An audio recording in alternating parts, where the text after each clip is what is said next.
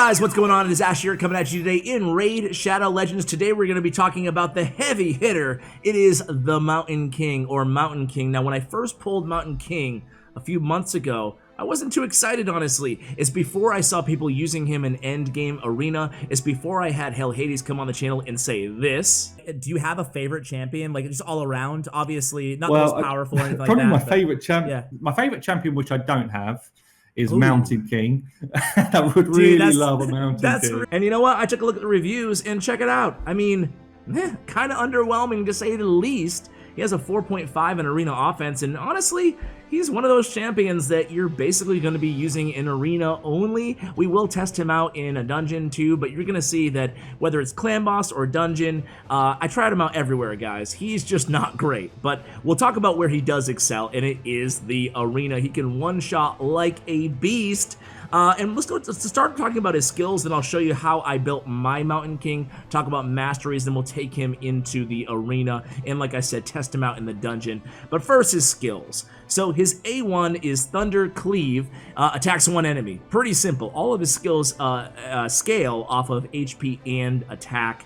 Again, we'll talk about how I decided to build him. I tried building him with a lot of attack, tried building him with a lot of HP, and I tried building him with a little bit of both, and then I'll share the results with you guys in today's video.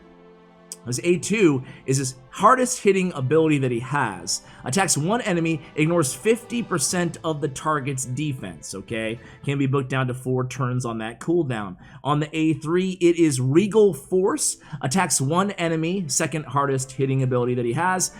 Ignores shield and block damage buffs. So really solid against those pesky block damages. Does not affect or isn't impacted by the unkillables though. Man, if he could cut through the unkillables too and ignore those, this guy would be an absolute arena monster. Don't have to worry about those pesky skull crowns anymore inside the arena, right? Damage again scales off HP and attack. And then his passive is really cool as well. Increases this champion's attack by 50% each time this champion kills an enemy, stacks up to 100%, and resets every round. The whole thing about resetting every round is the unfortunate part. Again, one of the things that makes him not so great in the dungeons. Imagine using him in Fire Knights or Ice Golem or Dragons when he actually gained that 100% added attack throughout the entire, every round of that battle. That would be insane, and he would definitely be usable because then he would be like, 3-shotting the dragon or whatever at the end. Anyway, I'm exaggerating a little bit, but you guys can see the point. He would be an absolute beast and usable in dungeons if he was able to do that. But anyway, he's not, so let's go ahead and see my Mountain King and talk about how I decided to gear him up, guys. So, Mountain King, here he is. Man, I don't have my Force Great Hall built up as much as I'd like, so he's not seeing that much in terms of his Great Hall benefits here, but we still built him up to be a pretty and by the way, aesthetically, dude, this guy is really cool looking. Definitely my favorite dwarf, might be one of just aesthetically, might be like one of my favorite champions in the game. Like, he looks really cool. And hey, you know what I want to show you guys real quick too? Is check out in the index, if you just look at his base stats, dude, his base stats are incredibly high, right? HP 31k, attack 1400, defense 1112, and again, especially that HP, like that is insane. It might be, I don't know if it's the highest in the game or not. I haven't looked around, but it's definitely up there in terms of his HP. So it scales really well. It scales better than his attack, but his attack is definitely high as well, on the higher side. It's certainly not in the highest of the game category. So anyway, back to my Mountain King. So I found that he scales much better off of his HP based on his base stats. You guys can see why with a 31k HP. My Mountain King on total stats has just shy of 100,000 HP. We can easily get that higher if we wanted to, but I made a decision to put a resistance banner on him instead of an HP banner or an attack banner because I want to build him up with a sufficient level of resist as well. Keep in mind, we're using him in the arena, so we want him to be very good against damaged Tormins, able to resist those freezes as well. So let's go ahead and talk about his masteries first here, guys. I decided to go offense and defense tree on him. A couple abilities. Obviously, we're going with the crit damage, crit rate on the offense tree, and I decided to end with flawless execution to get that extra 20% crit damage on him. Also, I wonder what it would be like. I did not test this out. I wonder what it would be like having the additional 50% chance of ignoring 25% of the target's defense. And this, compounds with the skills that ignore defense. So it could be up to 75% of ignored defense on that A2. But instead, I went with, again, the flawless execution. That's just one of those that you guys will have to try out yourself. I noticed that all the guides I found online on him already all pretty much went with a flawless execution, so I decided to play it safe and do the same. Okay, so I went with resist. Definitely don't want to go support tree on him. I can't really see any reason. Accuracy is useless on this champion. He's not debuffing at all. He's not buffing at all. He's not doing much other than hitting really incredibly hard. So I went down to Bloodthirst and the improved parry, and also down here to end with Cycle of Vengeance, increasing turn meter when hit with a critical hit. Again, we're thinking arena here, so we're trying to get anything that could be useful and versatile in the arena. And then the 20% chance to counterattack an enemy when they apply a stun, freeze, or sleep debuff to an ally.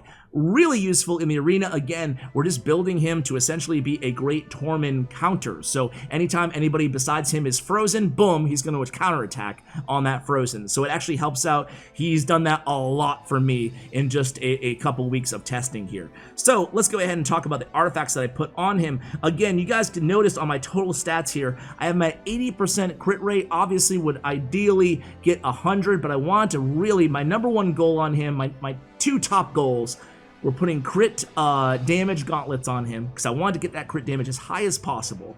Thus, I needed HP for his damage to scale, and I also needed crit rate on pretty much every piece of gear. So in order to make that happen, given my gear available to me in my arsenal, what I had to do is make some sacrifices. So I sacrificed a little bit of attack, I sacrificed a little bit of speed, and I sacrificed a little bit of crit rate. In an ideal world, he'd be at 100% crit rate, about 150 speed, and have about 3,500 attack, and still have a lot of HP, okay? So, but I found that, and again, I tested him out with about 3,500 or so attack and about 70 to 80k HP. It's a simple switch. You can just take off his HP chest and put on an attack chest on him instead. And he was doing consistently more damage with that higher HP and just a modest attack. So that's what I would advise you guys to do as well, just based on my experience, but certainly test it out and see for yourself if that's the case in your experience. So if we go over his gear that I have on him, I love this weapon, by the way. I went with a life set and a cruel set, or my bad, a crit damage set. He works well in cruel gear. He works well in anything that gives HP, anything that gives attack, crit damage, crit rate. In terms of sets, you can really look at a variety of different sets. Even Relentless with the 18% chance of an extra turn is great, because this guy, an extra turn oftentimes means a kill shot on the enemy arena team, okay? But I didn't have the Relentless gear that I would want to have him, have the stats to where I need them to be for him to be doing what he's known for, killing a lot of dudes and dudettes. Anyway, speed, HP, crit rate and defense on the helmet, more speed, more crit rate. Again, crit rate is a priority for me, so I have crit rate basically on every piece of gear here, and then crit damage on the gauntlets. I have a broken set here. I have a resistance gauntlets on him, and again, I needed crit rate on those gauntlets and the crit damage, and I wanted 6-star, so I had to get, work with what I had. I have the speed and the HP on there as well. In terms of his overall stats, again, I would prioritize HP percentage, and then after that, you're looking for crit rate, crit damage, and attack percentage. That's all important for him, and then the fifth would be speed, okay? And then on his chest, and defense is good too, in resist as well. So if we had to go all the way to 7 stats, those would be where I would, concentrate on Mountain King. So a lot of HP on his chest. more crit rate on his chest here, and I have attack percentage, I have resist, I have more HP on a flat stat, and then finally HP on the boots. Again, you can test out attack on the boots or speed on the boots. The one thing I do want to note is you might be saying, well, dude, Ash, he's really slow here. But keep in mind, I'm always using a turn meter booster on the same team as my Mountain King. If you don't have a turn meter booster and you don't have the fortitude on that team to survive the first wave of enemy attacks, you might want to go ahead and consider putting speed boots on him as well. Okay, so then I have for my ring a double HP roll. Thank you very much. This is a great ring for Mountain King. Crit damage on the amulet, obviously, and then like I said, I decided to go resist on the banner. Accuracy banner is not necessary for him. You can go with attack if you want to, if you have great kind of substats on there, or you can go with HP if you want to kind of get that even higher to scale even more damage out of your Mountain King. So that's what I went with, guys. In terms of reviewing him, arena offense, we're going to give him a big fat 5. And then everywhere else, I'm not even going to bother reviewing him because it's going to be the same story. If he's the only legendary champion that you have, sure, go for it. Use him in the campaign if you want to, and you can get that stack of extra attack percentage every round, but keep in mind it does reset. So he's not the worst in campaign, but he's certainly not the best. He's not a speed farmer by any stretch of the imagination. So I promise you guys I would try him out in a dungeon, but first let's go ahead and use him where he is known for. I put together a kind of a heavy hitter team. This is a really heavy hitter team with Krutraxa and Mountain King for like the one-shot just duo right there, kind of pick apart our opponents one at a time. And then I have the turn meter boost and the speed with Kymar and Seeker. Let's go ahead and jump into this first match here and see how we do. Again, another Mountain King on the enemy's team. We get first move, and that's gonna really work out well for us. Let's go ahead and put that provoke on. We don't land it, so unfortunate, but we're gonna go ahead and land those sleeps. And let's focus on Razin first. Let's see if we can kill him with Krutraxa. And we do. Now, Mountain King, you're up. Who you gonna kill? Okay, Kymar's down. And that's okay. So let's go ahead and go for, boom, dead, 78k. I told you guys, he hits like a truck. Now we gotta worry about the opponent's Mountain King. We landed that provokes, that's gonna go a long way in helping us out. And I think we're gonna go ahead and just focus on Mountain King first. I'm not super worried about Bad L on the opponent's team. But I don't want to be, we're just gonna go ahead and put the provoke on him. Hopefully we don't land it, it's okay. And okay, so now let's go, let's see how he hits on the A3 here. 62,000, boom, see you later. All right, let's go with auto here to end things off. Oh, well, that was easy, it didn't even need to. Let's keep it going here, guys. Let's just go down the line. All right, so this might be a challenge here. Rotos is pretty beast mode. Another Mountain King, and dude, Molly Tankard I hate going against, and they have a better speed aura than I do. So this team, if they go first, they might get me. Let's go ahead and give it a shot though, huh? So we go first, I think we win. All right, let's try to land this on Molly. Thank you very much, provoke. It doesn't land, no. All right, put everybody to sleep, and that works. Now let's take care of Mountain King first. We don't want him one-shotting our Mountain King, right? Boom, boom, see you later. And then now we can start ignoring defense, and yeah, let's get rid of him, right? Boom, that's gonna be, okay, a lot of damage. Was that 11k, or was that just me? Seemed very low.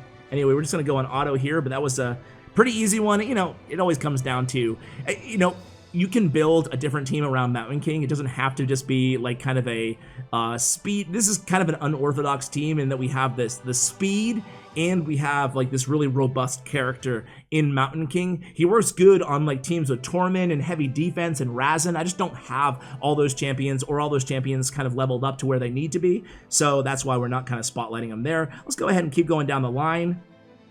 And okay, so this is actually a good one because we're gonna go against a Torment, which is just, he's just everywhere. I complain about it every video.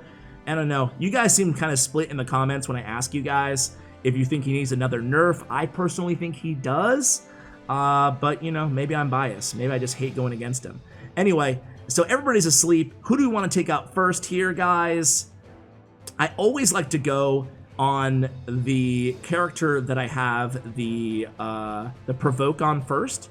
That way, if I wake them up and they don't die, it's not a big deal, just like what happened right there. See, like, nah, not worried about it, right? Let's go with, yeah, this one's already over pretty much, in my head at least. Gonna reset abilities.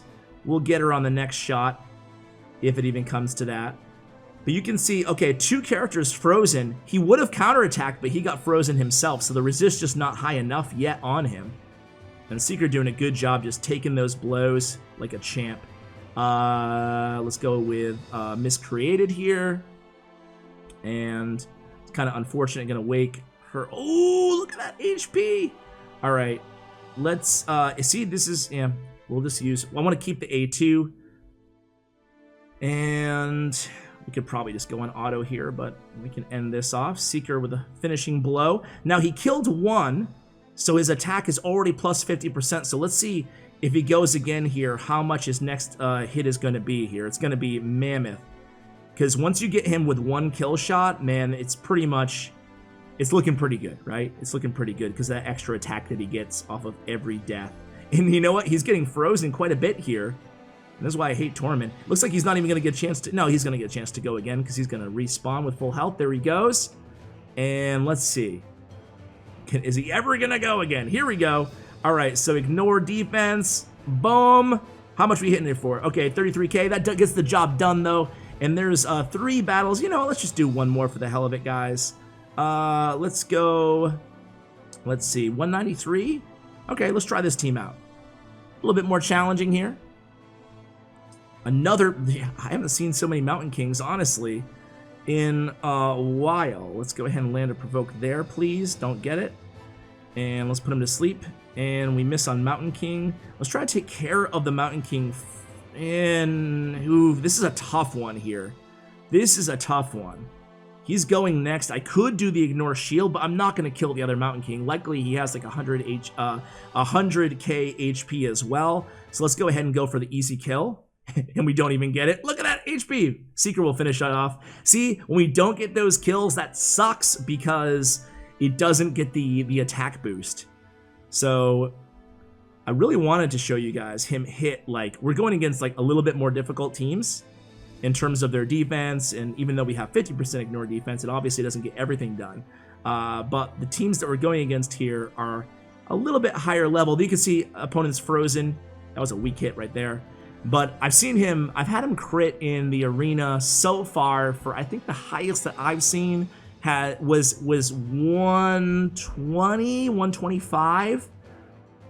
Again, pretty weak here against this Torment, but he's up. That was a counterattack. That was his A1 that he just landed on that Torment.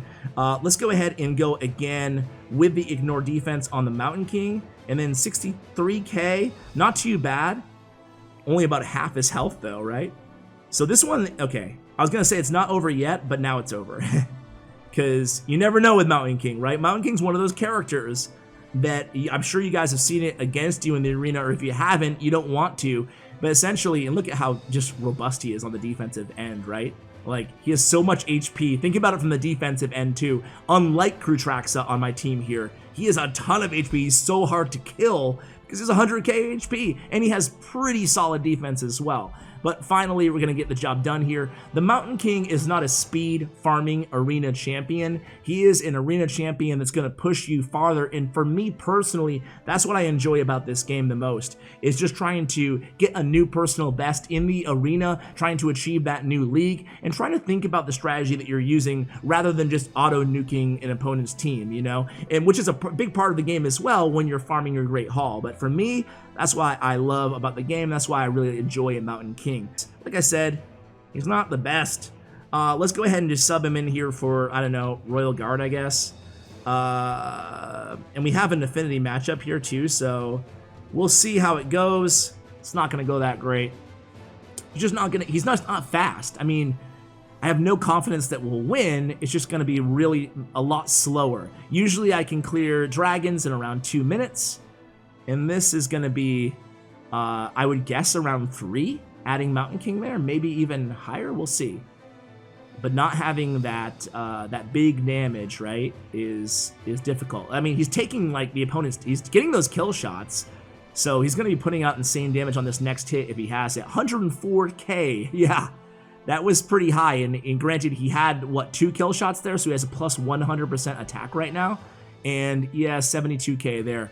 So first round down, 40 seconds. Would like to be 30 seconds if we're kind of thinking about a speed comp right now at the level that I'm at.